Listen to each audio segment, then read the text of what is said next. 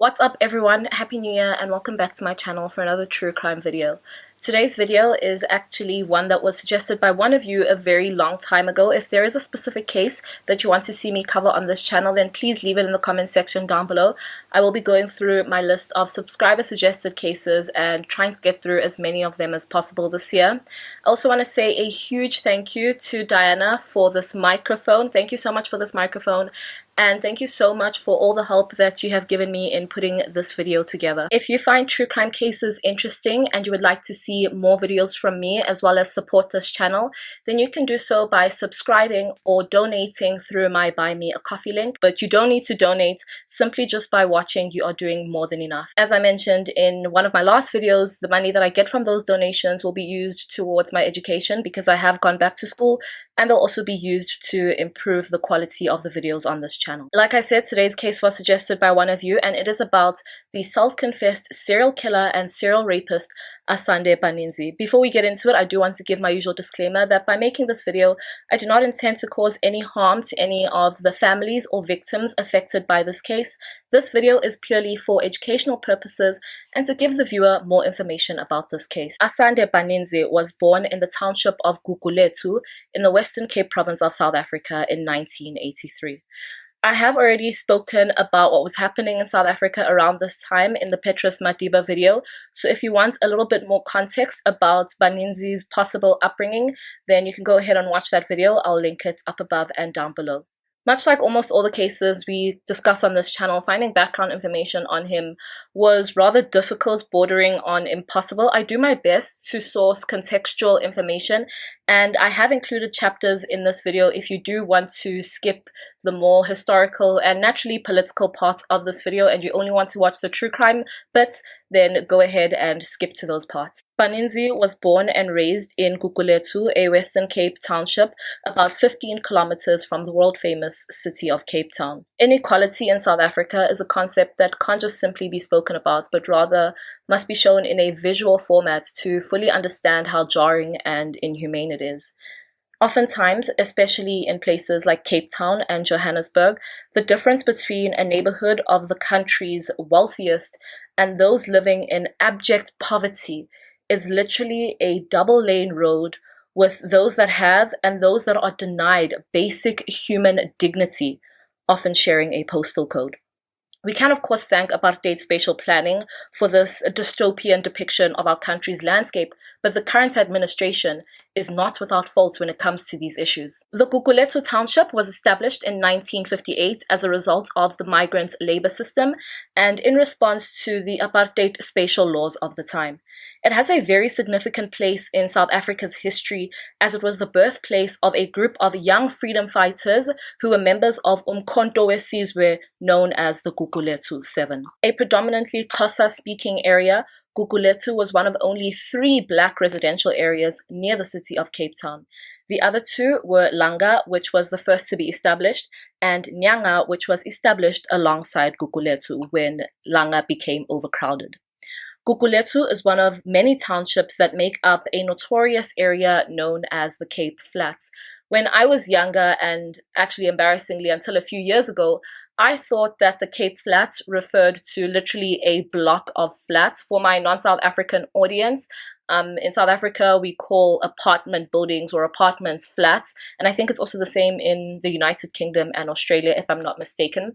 So yeah, I thought that the Cape Flats were literally a block of flats, but they are actually a really large, low-lying flat area southeast of the Cape Town CBD. This area is rife with crime, specifically crimes related to gang violence, and there have been so many notable crime cases that have occurred in the Cape Flats and in Gugulethu in particular. In August of 1993, right after the official end of the apartheid regime, a young American woman who was an anti-apartheid activist by the name of Amy Beale was brutally murdered in Gugulethu. The November 2010 murder of Swedish honeymooner Annie Devani and the 2014 murder of 62-year-old Mbuyiselo Manona, which was linked to sacrificial acts, also took place in Gugulethu. On the evening of the 2nd of November 2020, the Gugulethu massacre took place at a home in NY7, in which 8 people died and 1 was injured. As recently as June of 2021, Gugulethu was gripped by a spate of gang violence that culminated in multiple mass shootings where many lives, including those of children, were lost. When I say it's raining bullets in the Cape Flats, that is a statement that's not very far from the truth. I must admit that it does make me sad that many of our South African townships, still rife with poverty and overcrowding, have become popular tourist destinations for many international visitors that wish to experience the true South Africa by way of interacting with locals in destitute situations. As violent and as dangerous as Gugulethu is, it is still a very popular tourist hotspot with little done to actively improve the lives of the residents, aside from unreliable electricity and sometimes running water. Yes, there are many charities and social outreach programs that are active in the area and that have been established, but few of these are well-resourced enough to make a tangible difference. Residents of such places are treated as living historical artifacts. They are the leftovers of apartheid, a constant reminder of what the crime against humanity created, with all the violence, lack of employment opportunities, while being exposed to tourist wealth. It is no wonder that such a place produces criminals like Baninzi.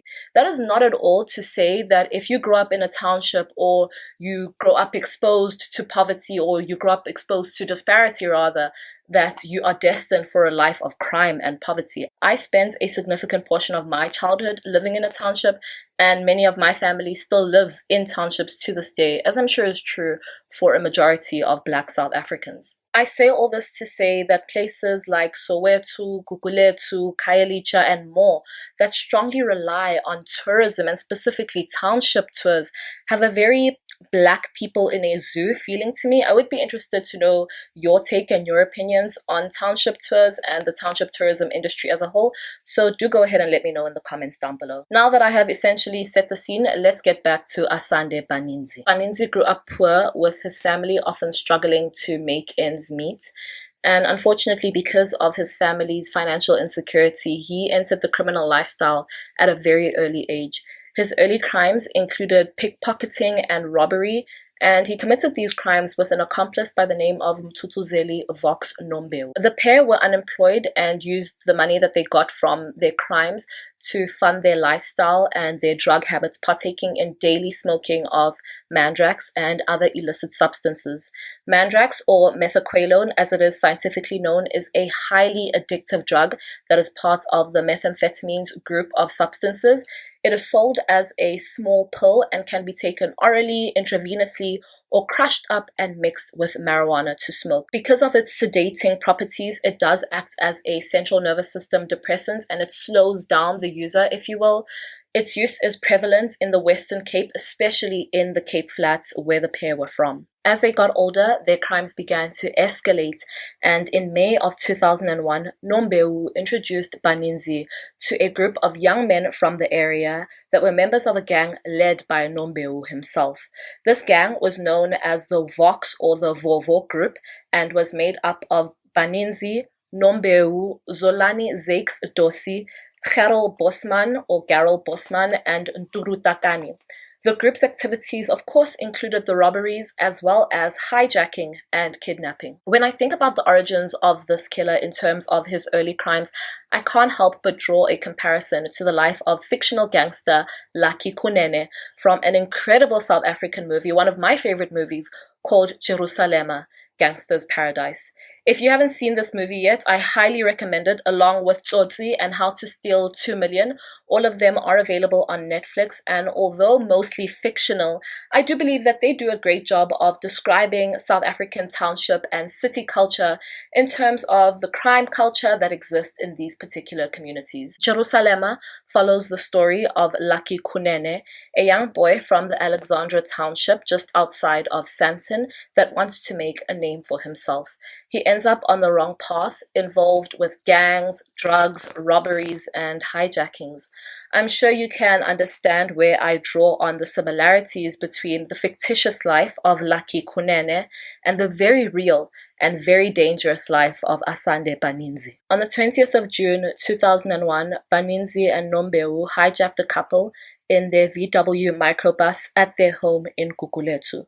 The men took turns repeatedly raping the woman before robbing her and her male partner of their possessions. The pair had a habit of spending their days smoking mandrax, sitting on the floor of Nombeu's shack surrounded by their firearms before going on their routine hijacking sprees at night.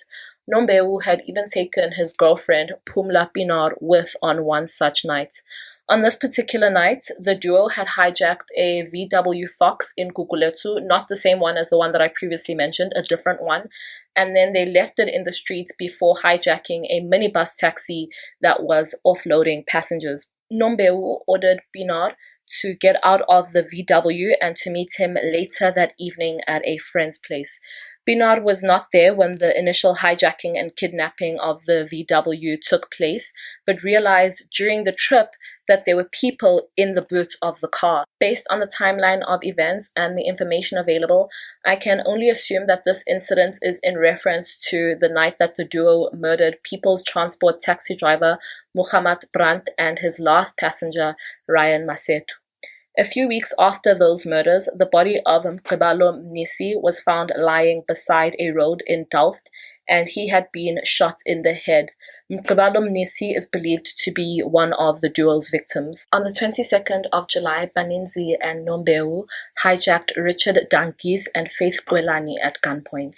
According to Baninzi, they placed the man in the boot of his own VW, then drove to the Zwelicha area where both men raped the woman.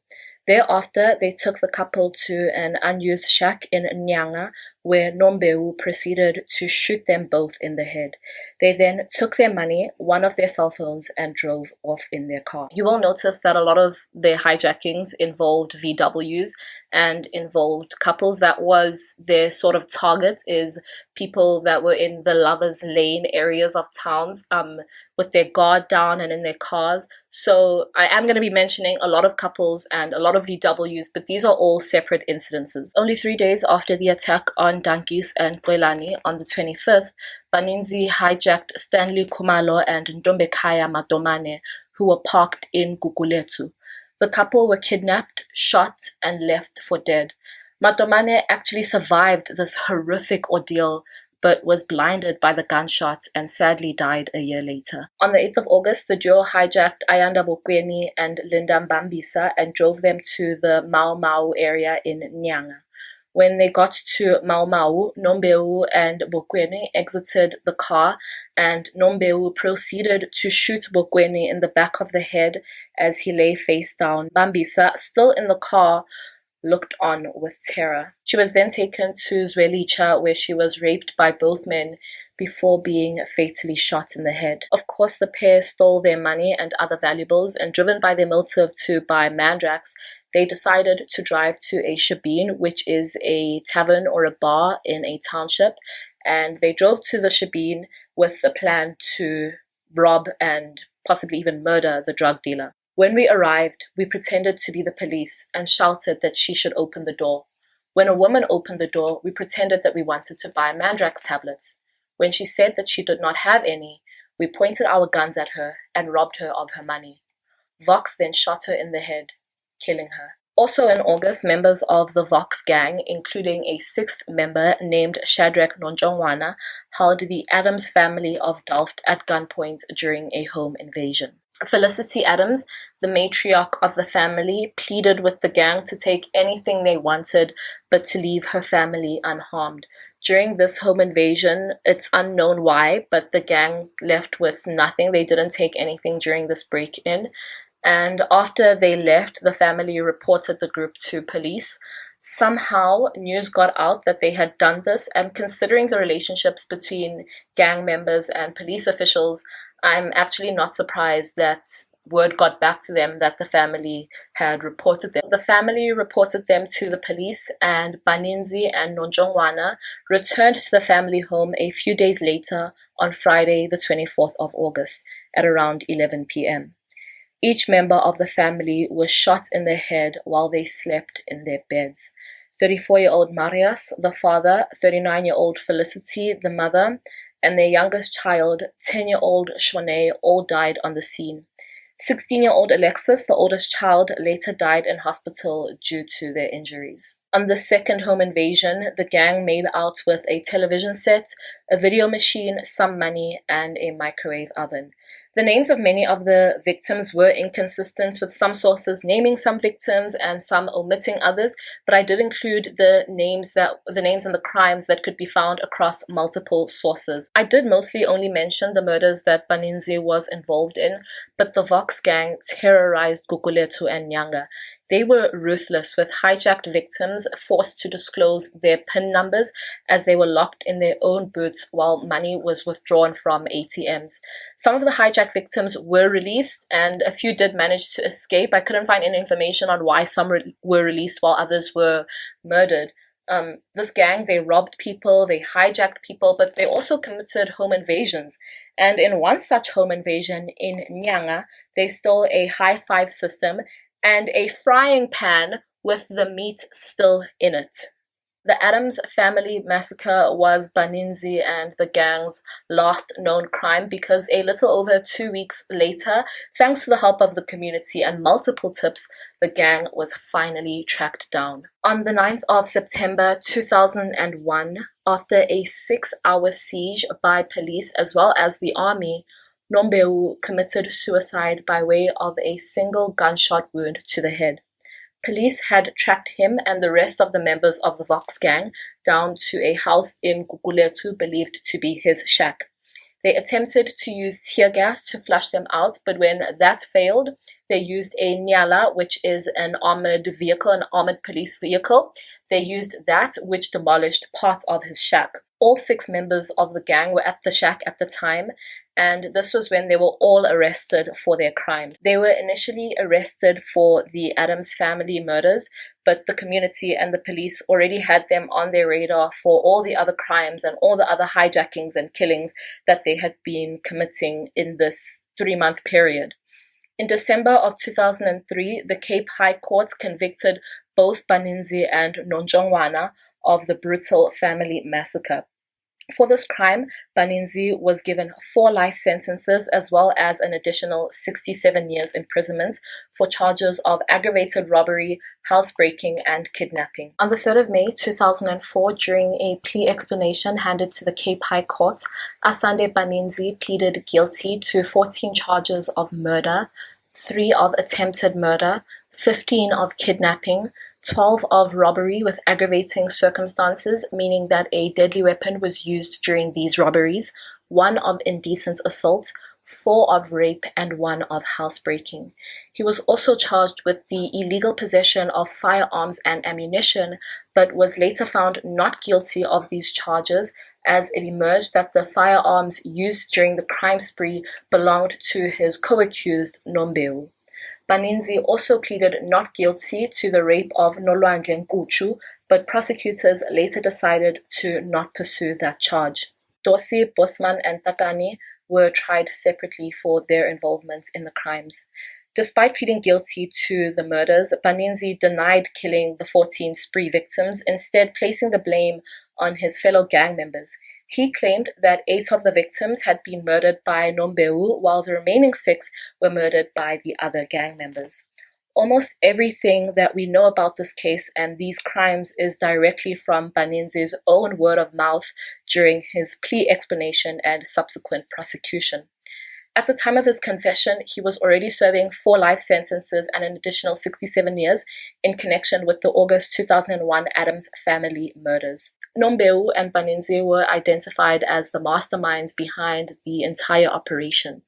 They were the ones that decided to hijack cars, kidnap and rob the occupants, and strip the vehicles to sell parts so they could support their drug habits. Most of these crimes were committed right before or soon after they smoked mandrax. According to the investigating officer, Jonathan Morris, the reason that Baninzi eventually confessed to his other crimes was because he was having trouble sleeping and he was ashamed of murdering 14 people. In total, Asande Baninzi claimed the lives of 18 innocent victims, almost all of whom were shot in the head, execution style. All 51 plus crimes took place when Baninzi was just 18 years old. In mitigation of Baninzi's sentence, his advocate, Keith Hutton, begged the court to recommend that his client's sentence be coupled with counseling, which is something that I 100% agree with. I think that all convicted criminals, especially those convicted of violent crimes, their sentences should be coupled with mandatory counseling. He claimed that Baninzi had shown remorse by recognizing that he made bad choices, and also stated, quote, essentially, Baninzi is a young man who threw his life away in the space of 3 months. It would be easy for us to turn our back on him, but we have been given a chance to show mercy by seeing what we can do to help him in prison. He is in many ways just a lonely and frightened young man who got stuck on a path that was very difficult to get off. For the most part, I do agree with this, that he was really young when he committed these crimes, but even he himself said, Baninzi himself said, that he knew exactly what he was doing. Whether he was high, whether he was sober, he knew what he was doing. He knew that he was committing crimes and that what he was doing was wrong. And there are so many other people who grow up in the same circumstances that he grew up in, who are exposed to the same things that he was exposed to, and they don't end up murdering 18 people needlessly. Although I did initially state that Baninzi was a serial killer, his crimes are more accurately described as spree killings because they occurred within a short period of time between May and August of 2001 and without a cooling off period between the murders. On the 5th of May 2004, 21-year-old Asande Baninzi was sentenced to 19 life sentences for the 14 murders and 4 rapes, and a further 189 years imprisonment for his other crimes. Finally, in May of 2006, 23-year-old Baninzi testified against 30-year-old Ntura Takani. Takani was being charged with 10 counts relating to murder, hijacking, and illegal possession of a firearm and ammunition. Nombewu's girlfriend, Pumla Pinar, also testified at this trial and gave evidence relating to 6 hijackings in which she implicated Takani. I couldn't find information about Takani's trial or anything about him really, but because of all the evidence levied against him and also because of the witnesses provided and the fact that the person who committed the crimes with him testified against him, I'm confident in concluding that he was probably convicted of these crimes. I hope he's miserable wherever he is because he fell asleep during this trial, the trial about all the people that he hurt. He fell asleep and the court had to be adjourned in order to give him time to freshen up. This case involved a lot more people than I initially anticipated. There were multiple perpetrators and multiple crimes in need of research. I did try to put everything in chronological order and to make sense of the case details as best I could, so I do hope that I was successful in doing that. With all of that said, it does bring us to the end of this case and to the end of the video. If there is a specific case that you want to see me cover, please be sure to leave it in the comment section down below. If you found this video interesting and you want to see more videos from me, then give this video a thumbs up and subscribe to my channel. Be sure to click on the notification bell so you don't miss any of my future uploads. And yeah, I just want to say thank you so much for watching this video. I love you guys so much. Thank you for all your support through the last year. I hope to be giving you more videos this year, and I'll see you in the next one. Bye.